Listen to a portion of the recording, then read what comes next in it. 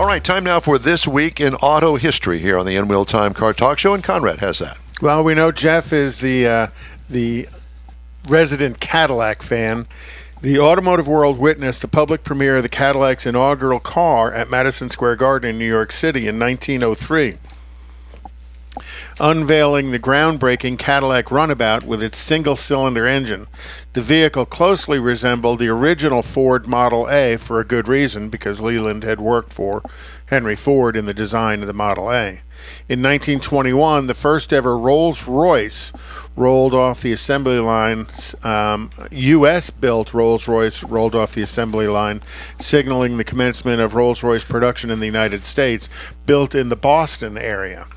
And they built them for a number, I think it was 9 years in the Boston area. In 1953, the Corvette prototype made its debut at GM's Motorama in the New York Waldorf Astoria Hotel, laying the foundation for the birth of the American sports car legend that would capture the enthusiasts worldwide. And today, the Corvette is still an enthusiast car, and they're making huge changes in the market all the time. In 1964, it marked the delivery of the first Porsche Carrera GTS. It soon established its dominance on the track, translating to a legacy of unmatched performance and design, and Porsche to this day is recognized as one of the racing leaders in all categories. In 1997, Subaru unveiled its first production Forester for the U.S. market. The vehicle originally made headlines at the Tokyo Motor Show in '95 as the Striga concept. Credited for one of the first crossovers, Subaru slapped its slogans "SUV tough, car easy" on this.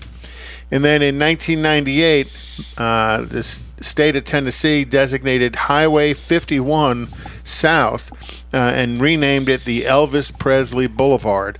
The name pays homage to the legendary musician's cultural impact, providing fans with a symbolic route to Graceland. Very nice. I want you to know that I signed up for the Elvis hologram concert. All right. It's not been announced as a tour yet in the United States. They're going to tour it, and I was so excited. I went to see the hologram for Buddy Holly? No, not Buddy Holly. It was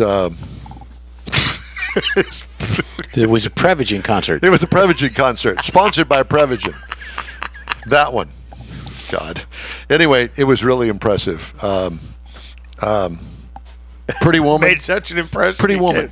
Who sang Pretty Woman? Roy Orbison.